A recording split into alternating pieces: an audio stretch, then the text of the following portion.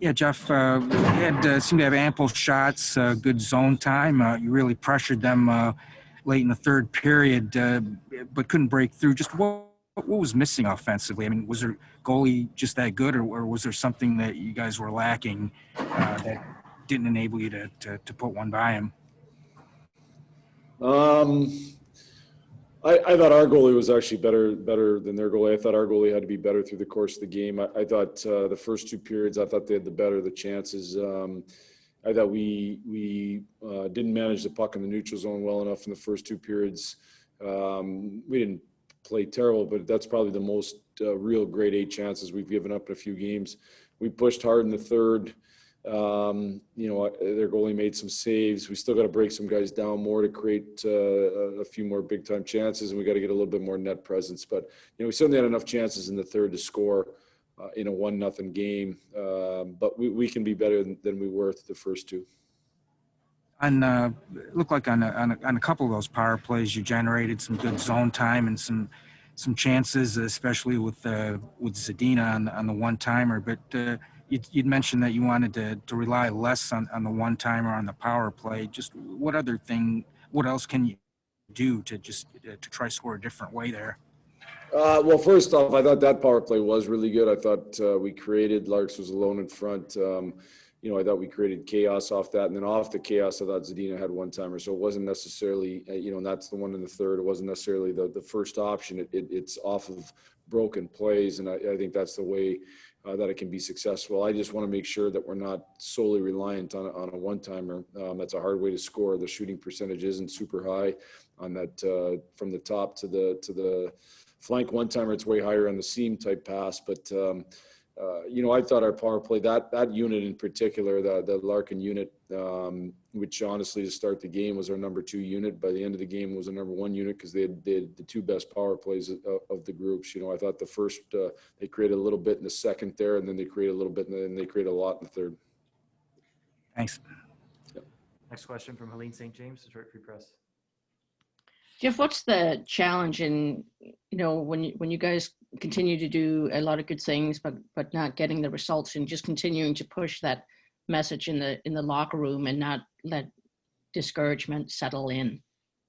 Well, it's a challenge. There's no doubt about it. I think the biggest thing is you can't be satisfied with close losses, yet you have to look at process and say, what did we do good and what can we do better? And that's just the reality of it.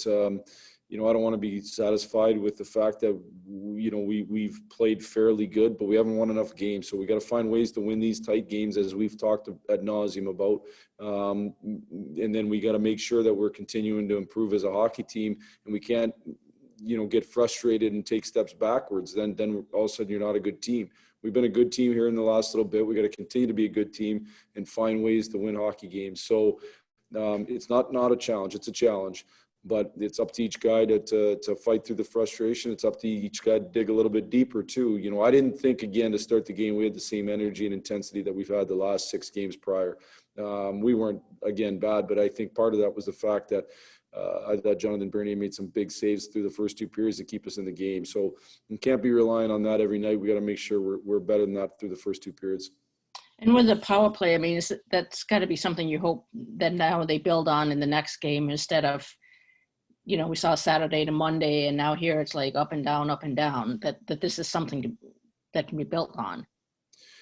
We have to have a sense of urgency on the power play. And again, I thought Lark's unit had a sense of urgency, the other unit not as much. But you have to have a sense of urgency on it. And you're going to have nights like tonight where the power play is good and you don't score. That's, the reality of, great power plays are 20, 22%.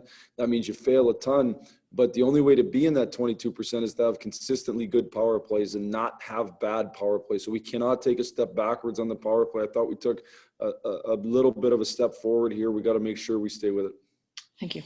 Yep. Next up, Ted Colfin, Detroit News. Hey, Jeff, you mentioned not the frustration and all, but as far as confidence, do you sense some guys are, there's the conference is starting to waver a little bit when they have the puck on their stick? Well, I think there's some lack of confidence offensively for sure.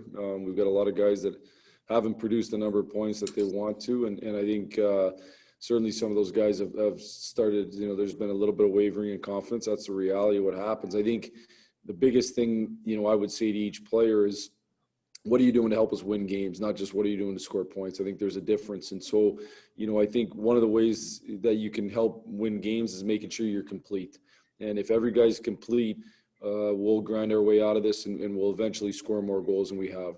That's the reality of it, but we can't lose the completeness of our game. We got to stay with the completeness of our game. We got to continue to make sure that we're not giving up the types of chances that I think we gave up the first 2 periods, and eventually we will score. It's just the reality of life. It happens.